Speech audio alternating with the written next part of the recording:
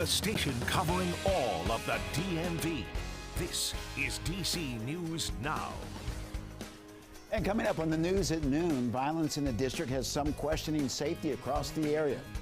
We'll hear from two people responsible for keeping DC safe. And later, safety around the Capitol, preparing for the President's State of the Union address. We'll check in with DC News Now's Joseph Omo on what's being done and why. And two noticeable things out there today. It's very warm and a bit blustery. How long until the winds calm down? And are these warm temperatures here to stay? We'll have to check on the forecast here in just a bit.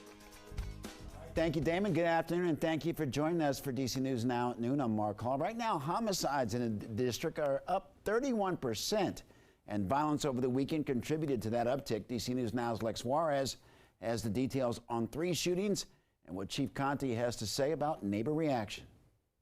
Well, 3 people were killed in shootings over the weekend, and those shootings spanned across the district. The most recent shooting happened at Orchard Park Apartments deep in Ward 8. 25-year-old Darnell Peoples was shot and killed around 7 o'clock Saturday night. Police are still looking for the person who pulled the trigger. And 3 hours before that, 39-year-old Aaron Robinson was shot and killed inside of the Liz Donahue apartment entrance. This was on Spring Road Northwest near Columbia Heights neighborhood. No suspect in this case either. Well, the first Saturday shooting happened on 21st Place Northeast. 32-year-old Gregory Wilkins was shot to death there, and neighbors tell us that they're taking action after the continued violence. Right here where, you're raising a family, something like that is happening. We kind of want to just get far away and start over, and Texas is that for us. A 27-year-old was arrested and charged with second-degree murder in that shooting on 21st Place.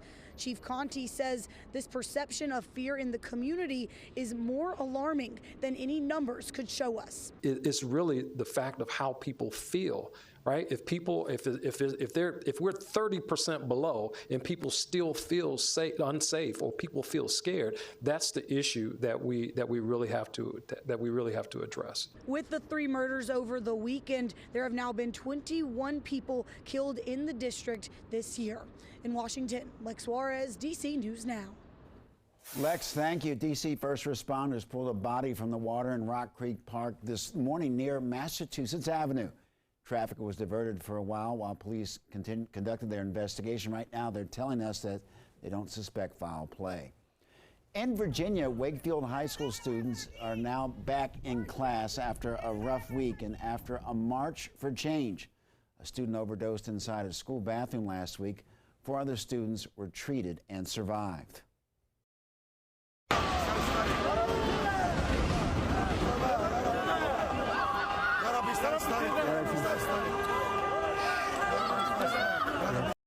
What you just watched is the aftermath of a powerful earthquake in Turkey and Syria, 7.8 magnitude.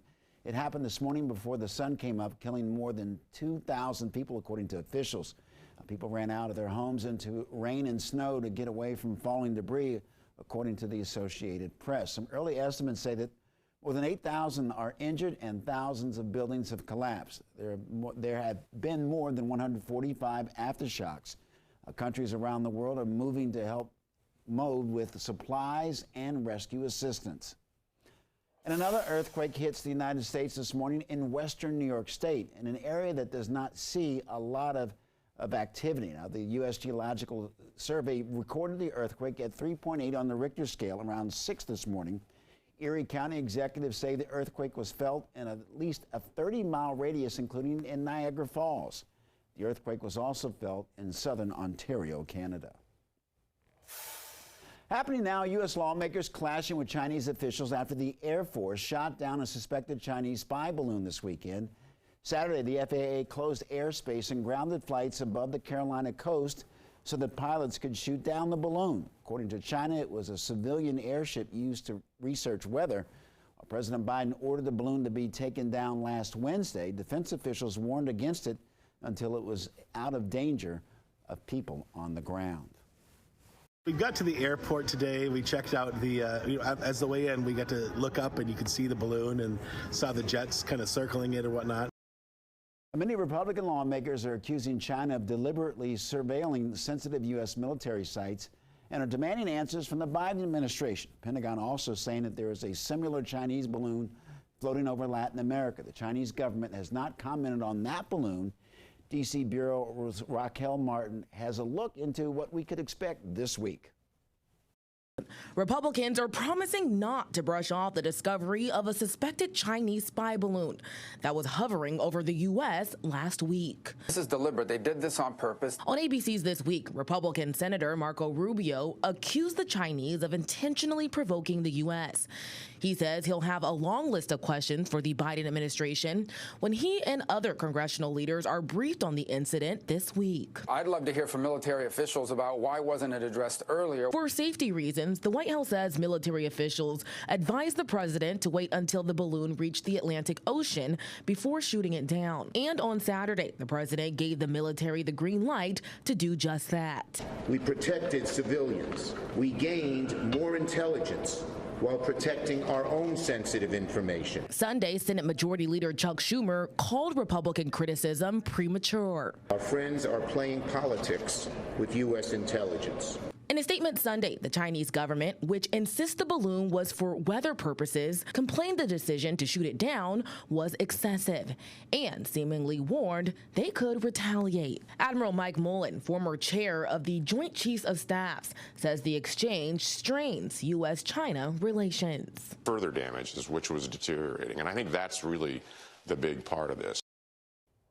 And that was Raquel Martin reporting. Well, new at noon, the fencing is up and the Capitol is ready. We're just 24 hours away from President Biden's State of the Union address. And all it takes is a walk outside the Capitol building to know that something looks a bit different. Here's DC News Now's Joseph Omo. Well, you can call it the new normal if you'd like. This certainly isn't the first time that we've seen fencing like this surrounding the Capitol building, especially after what happened on January 6th. Now that President Biden is about to give his second State of the Union address, it is back up. And both tourists and locals alike told us they don't necessarily like it, but they understand why it's here. It's uncomfortable. It's uncomfortable. I mean, it's sad that that's where we have come to in this union, union that we have to protect ourselves. And, it would be nice to see it without, but I understand why those fences are in there. The infamous Capitol fencing is back, this time in preparation for President Biden's second State of the Union. U.S. Capitol Police and the Secret Service haven't identified any specific threat, but they say the fence needs to go up out of an abundance of caution. You might remember the fencing was first seen after the January 6th insurrection. Since then, it's been up a few other times.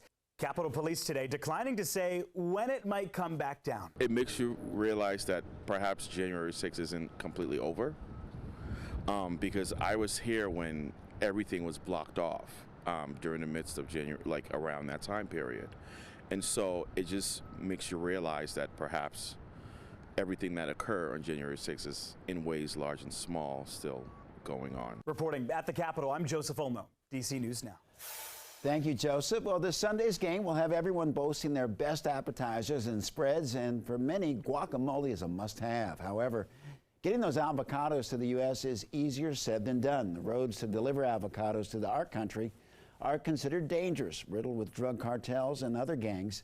State police have to provide escorts for the trucks. Mexico supplies 92% of U.S. avocado imports. Sometimes the entry into the avocado shipment and the trucks are stolen. Thanks to police convoys, daily robberies have gone down, ensuring around 300 tons of avocados reach packing plants each day.